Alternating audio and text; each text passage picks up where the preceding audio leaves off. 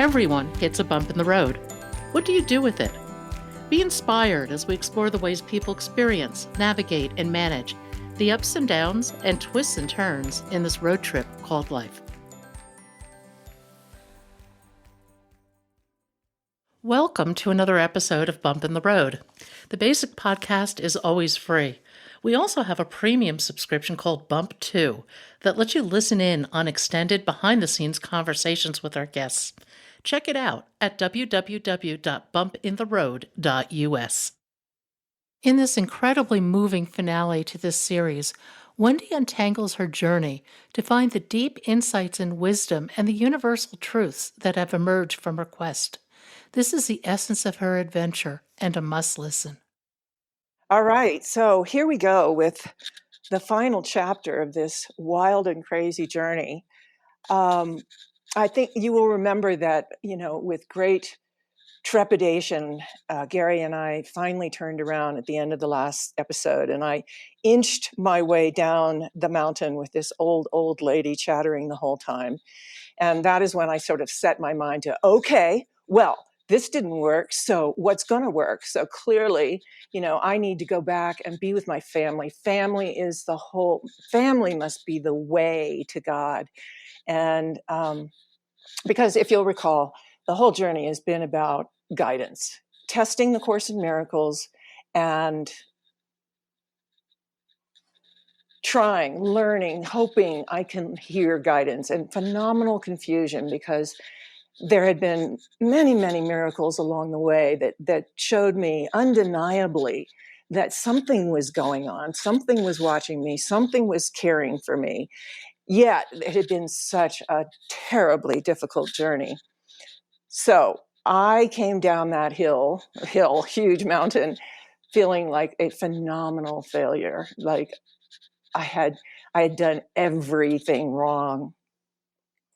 And this was my attempt to find this other world that the Course in Miracles talks about, the real world that, Neverland, Shangri-La, Nirvana, Oz. Why was there so much literature, for heaven, needless to say, referring to this other world? And I had failed to find it. And I had no plan B. I thought making a plan B was like a faithless thing to do. And so I was really, and I'd almost tripped over that dead body on my way down.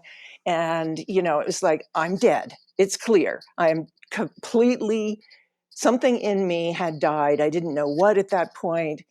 But so we take a long, long journey back to La Paz. And I am a ghost wandering around La Paz with phenomenal amounts of confusion. Imagine, okay, so there's two paradigms that are absolutely clashing in my mind.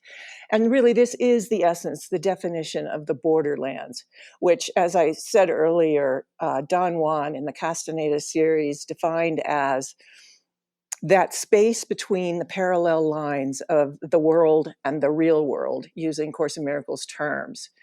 There is a space that is bleak beyond all imagining. And the only good point about it is what it leads to. In other words, the real world, Shangri-La.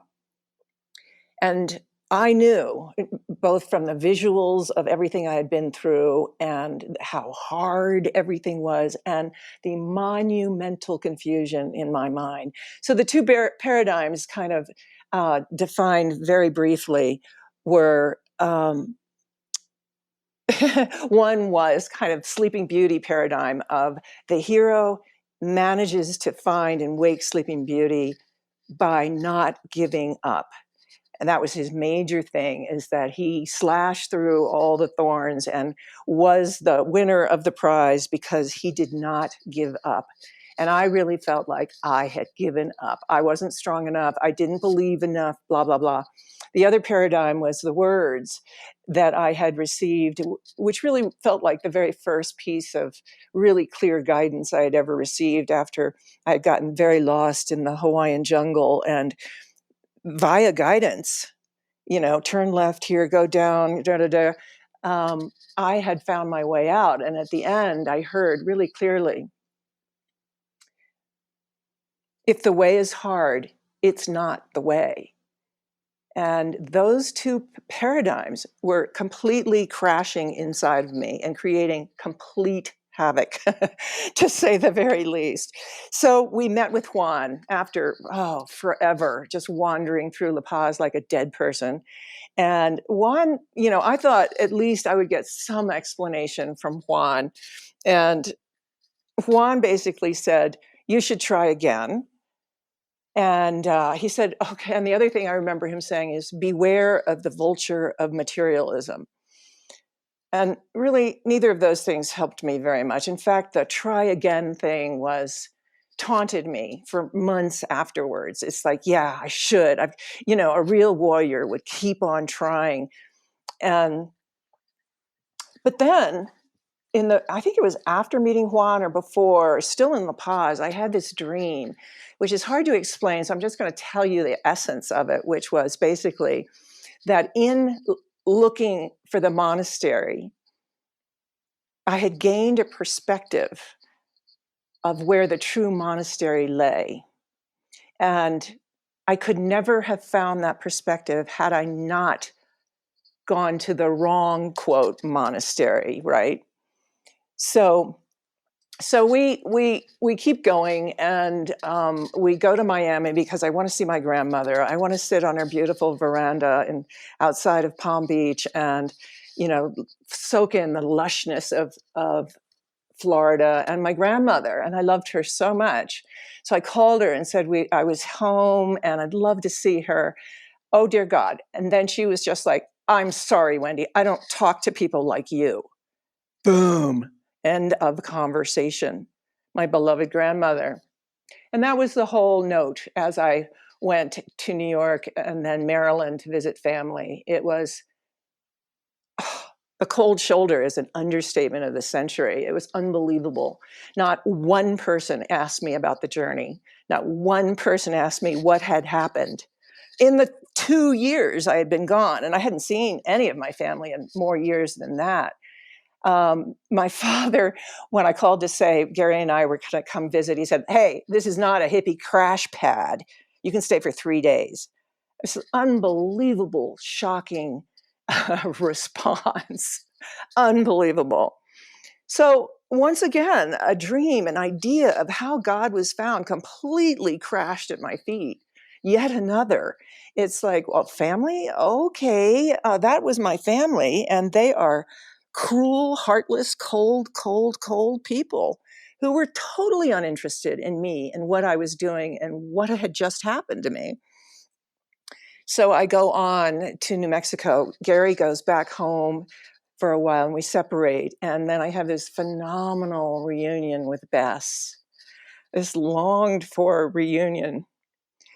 And I can't really talk about it. It was so beautiful to finally hold my little girl in my arms. I had missed her so desperately. But that too came with phenomenal confusion and guilt. My guilt was so huge at that time because that night she couldn't eat. She obviously had a fever, the beginnings of a fever. And her stepmother was like screaming at her to eat her food. And the house was a huge mess. And I'd realized fully, came face to face with the fact that I left Bess in a situation that was way less than optimal. Her dad had written and said he'd really gotten his self together and everything was beautiful. They were growing a garden. Well, absolutely. The place was a complete wreck. My gorgeous home that I built with my own hands. And my daughter was coming down with some sort of illness. Obviously, we were staying in a cabin close by my home, my old house that I had built. And the next day, I think she slept the whole next day. And then I took her to the doctor, and lo and behold, she had hepatitis. My guilt then was so unbelievable. It turns out she had caught it from a kid who had just come back from Mexico, but I just felt like. But the interesting fact is there's a 2-week delay between when one is exposed and one gets the virus, actually gets sick. And that had been exactly 2 weeks since I had been on that pinnacle, just before turning around. And Bess had called to me in the night, woken me up in a voice of terrible distress, "Mom!"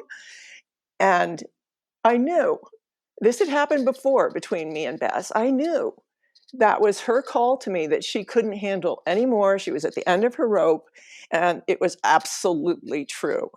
And in many ways, I can say that Bess saved my life with that call. Another thing that happened during that time is that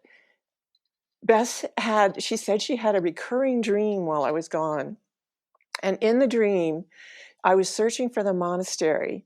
And she said, "Mom, you found a corner of the monastery. You found a piece of it. It was like a big quilt, and you found a piece of it." And I thought, what a fascinating thing. What a beautiful. Anyway, it impacted me enormously. And I really kept it in the back of my mind of what on earth that meant. So at this point, it's very clear to me, or it's beginning to be clear to me, that the universe is really, really trying to help me a lot, because I was in very bad mental health shape. And one of the most helpful things that came along, this is a true story. I was in this funky little health food store in Taos, New Mexico, and I'm walking along, and this book falls off the shelf, and I catch it. And it's called Right Use of Will by Cian de Rohan. And it was a major turning point for me.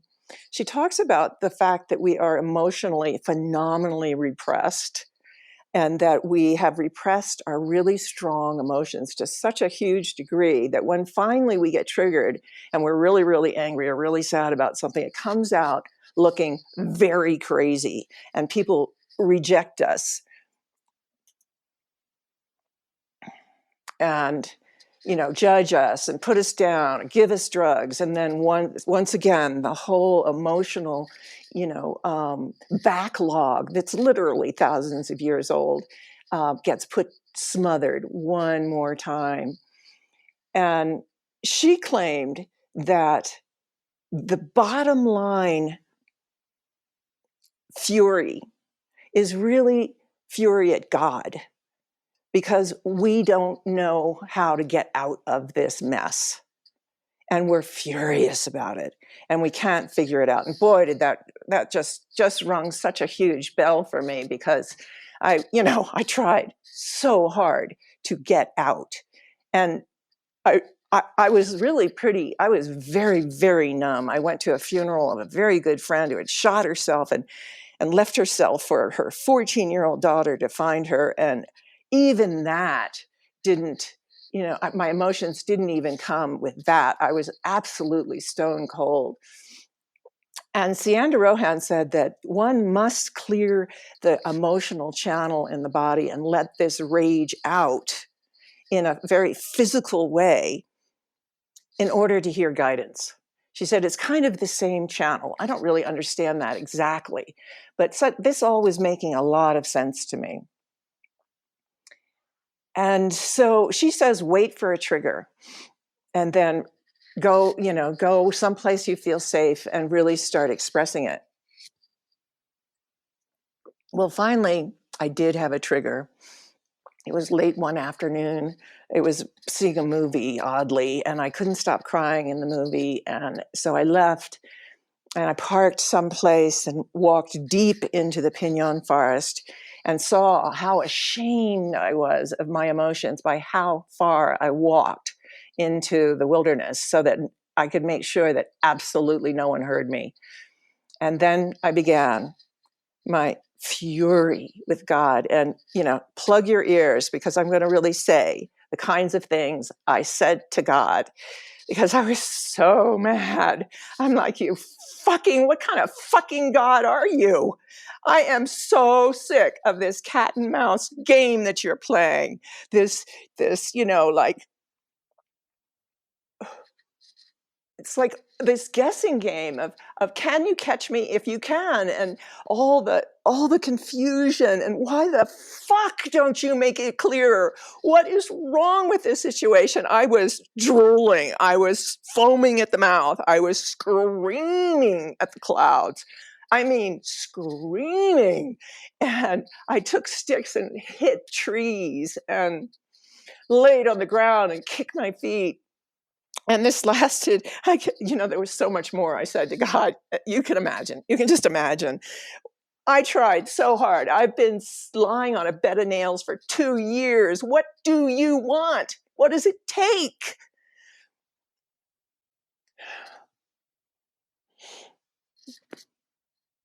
A light rain began after about an hour, hour and a half of me raging. And I laid on the ground and I felt this enormous weight lift off of me as the light trickle of rain began to touch me. And exhausted, I walked home. And it really was a major turning point for me. Sian de Rohan is absolutely correct, because the guidance started to be much clearer from then on. And basically, I didn't have a lot of time to be putting into really doing a lot of meditation and listening and all of that. But listening to guidance was the only thing I had left. It really was. And so I clung to it. It was like I was still trying. I had had so many miracles along the way of this journey, and enough signs to make me think that, well, sometimes you're hearing correctly. Sometimes, obviously, you're not, but let us continue. So when the guidance began to say, what you need to do now, because I had no idea what I was going to do next, go to Hawaii. Go to Hawaii and then begin to write. And I want you to write the journey, write the whole story of the journey, and I'm going to interpret it for you. Someplace in the Course in Miracles, the Course talks about the great interpreter of perception. Capital TGP, the great interpreter of perception. And I needed that interpretation really badly. I knew enough at that point that my guilt and my shame and all of that was not the correct perspective. In fact, in the Course, it says pain is proof of a wrong perspective, because pain proclaims God cruel. Interesting. So I was still really holding on as best I could. So we go on, we go to Hawaii, and immediately, of course, it is a giant balm to my whole system, which was, my bones were still cold from the altiplano. I'd lost about 15 pounds. I was still a wandering ghost. The worst part of it, though, really, was I was being tortured by visions of the monastery. I think I had mentioned, in all that enormous amount of walking we did, what I did with my mind was I constructed the monastery. It literally, I started from the beginning. I walked down this path and I began to see more and more and more of it. More details came in. And I was certain that this was the way I was going to manifest the monastery, with detailed intention and visualization and all of that. Well, clearly that didn't work, but the dream, the vision of it, was torturing me. It would not let me go. Many things would not let me go. I wanted to forget that journey so badly and get on with my life. But this vision kept happening, and more things kept happening, which I'll talk about. But Hawaii was a start of what guidance had said soon after the episode in the forest, was that, well, I'll go on with the story. I won't talk about that later. I'll talk about that later. But basically, I saw myself as I got to Hawaii that I was unpacking lightly. There was a part of me that was like, maybe I'll try again. Maybe the Crystal Monastery in India, something. Go find a teacher who can tell me what to do. All of these things were still very much in my mind. We had 1 million visitors right away, and after the incident with my family, I then went, okay, service is the answer. I'm going to serve. There's nothing left. I've tried everything else. Service must be the answer. So when we had 1,000 visitors, I was the queen of hospitality. So there's really two personalities going on here. One, the one that was gracious and, feeding everybody and washing sheets and stuff like that. And then there was the crazy lady who was totally crazy. Gary and I were having, we weren't getting along at all. We were both pretty crazy at that point. But what I did, despite Juan's advice of bewaring of the vulture of materialism, I bought a Macintosh. It was the first one that they ever made. I had such a craving for this little machine. I couldn't deny it, despite the fact it was my first real foray into materialism again. But I overcame, got the Macintosh, and it really was. It was like a god to me because it sucked me in to writing in a very big way. So I began to do longer stints at the computer listening, just beginning because I had way too many visitors to really go deep with it. So then comes Christmas time. And boy, I was going to serve everybody. And I just, wrapping presents, making cooked food, everything, just like tons. And in the very middle of all of that, I discover a book. What was the name of that book? I'm forgetting. Oh, it was Michael Brown's the Weaver and the Abbey.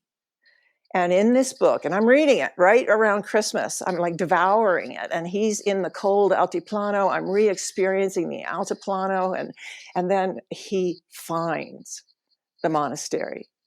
And I am just completely destroyed by that idea. I certainly held it apart from me and sort of thought, well, he's just saying that. Did he really find it?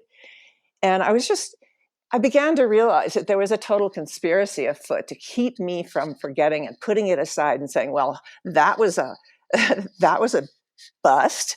I'm just going to forget about it. Because my guidance was constantly telling me, no, write about it. Do not forget about it. Keep going, keep going. And my guidance was getting clearer and clearer with more and more writing. Because what I would do is I'd sit down and I'd say, blah, blah, blah, this just happened. I just got angry at Bess. And why did I do that? And what's wrong with me? Blah, blah. And then I'd hear a very gentle voice explaining things to me and why I was feeling so crazy, at least the very beginnings of an explanation. And the Course says God's answer is always some form of peace. And lo and behold, my body would just go, ah, after one of these sessions of listening. And so something was going on. I was definitely finding peace. I think I also read at that time The Hero's Journey, which really started to give me a new perspective. Here I was feeling like this monumental failure.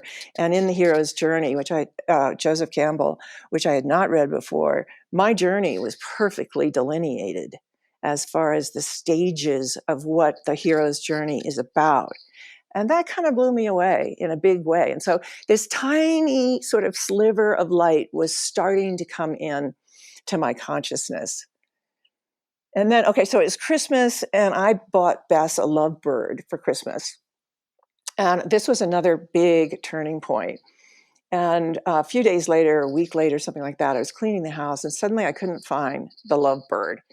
And I looked high and low and everything. No, the lovebird I had left a door open or a window open or something and had escaped. And it just devastated me. Totally, like what I'd done to my daughter. Oh my God, here I'd messed up yet again. And then I sat down to listen to guidance. And it basically said, this is a perfect reflection for you, Wendy. This is a reflection and a message. This is not another guilt trip. The message was, this is a reflection of how badly you want to be free. You want to be free of your cage and how much you feel like you're a caged creature. And And it ended with, what if you began to look at this experience on earth as not something to be escaped from, but an opportunity to be enhanced? And so I just sort of held that with all the other conflicts. And Gary and I split up soon after Christmas. And finally, then I had the time to really go deep. I was very much avoiding writing the story of the journey. But in my journals, basically what the guidance was saying was, it's you really need to go back because you left an enormous amount up on those mountains. There's a huge amount of disowned pain inside of you. You need to grieve the fact you didn't find the monastery. Your body is in terrible pain and you need to start paying attention to it, not running away from it. You need to go into your pain, not run from it, which I started to do. Nonetheless, my mental health was a total disaster because I couldn't find any meaning. How I wanted to put this whole journey into some sort of slot where I could say that was a success or that was a failure, right? It was a success if Juan had been part of the dark force and was luring us to our deaths, which was totally possible. We were in the land of sorcery in the southern hemisphere. You know, the journey was extremely dark, and I escaped. I escaped the pull of the darkness, so I was a success. Or I had totally failed. I was a failed aspirant, you know, and it was like bouncing back and forth between these perspectives. All structure of meaning had died within me. I couldn't put anything into categories or find peace in meaning. What was the meaning of that journey? That crazy, crazy journey. But my guidance continually urged me to keep writing and to write the story. And I'm like, oh, I don't want to go up there again, because I went up there as a very hopeful person. As difficult as everything was, there was always this enormous amount of hope that I was going to find it, and that, you know, I then would live a life of peace in a peaceful place around very, very high beings who could answer all my questions. And I didn't want to go watch myself be cold and wandering. And I was thinking, this is going to be yet another self-indulgent waste of time. Haven't I wasted enough time on my own, you know, little self-indulgent things? It was literally, but still, it was amazing how demanding, in a way, my journals became at that time, my guidance, really urging me to start writing it. So I did. And the first part of it was really pretty easy. So I'm just writing the story at my computer.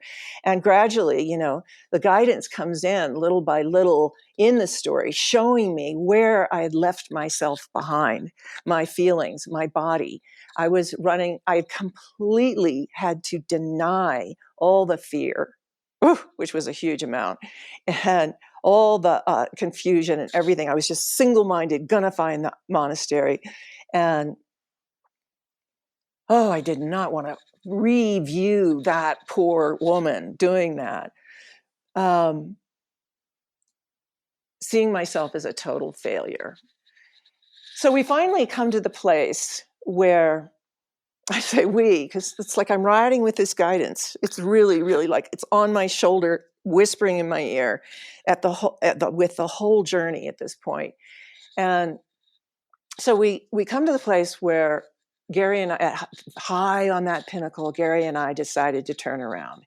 After I'd heard Vess's wail of distress in the middle of the night, and we had received no information from the townspeople about where the monastery might be. And I am, in my mind, as I write that scene, screaming at myself, why did you turn around? Why didn't you keep going? I'm really, really crying and screaming at myself. And the voice comes in, guidance comes in and says, basically, you know where the monastery is. Why do you keep refusing to go there? Go there. And what it was referring to was that vision I had of the monastery, and basically saying, in your imagination, go into the monastery. And so in writing, I wrote exactly what I'd been seeing over the last year, 2 years almost. And I won't go into the details of the beauty of it and the harmony and the love and this perfect community. And finally, I come to what I see as like a crystal dome. Imagine like a faceted crystal roof, rounded faceted crystal roof with these crystal pillars and like a crystal floor. And the sun coming through created millions of rainbows, and just the light was so beautiful, and it was arched. So each arch showed, once I was inside this beautiful dome sitting in the center of it, each arch had a gorgeous floral scene within the vision of the whole thing. And I sit down and I start to meditate. In my imagination, I'm in the monastery and I'm meditating. And this is on May 28th, 1985, the biggest turning point of my life. Because the voice began to speak extremely clearly at this moment. And it began to show me what on earth the whole journey had been about.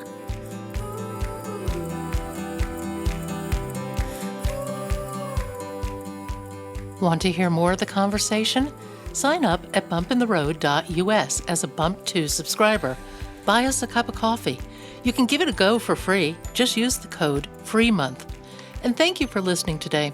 I hope you found something in today's podcast that inspires you along your own life's path, because sometimes a bump in the road is actually a portal into a more conscious and meaningful life.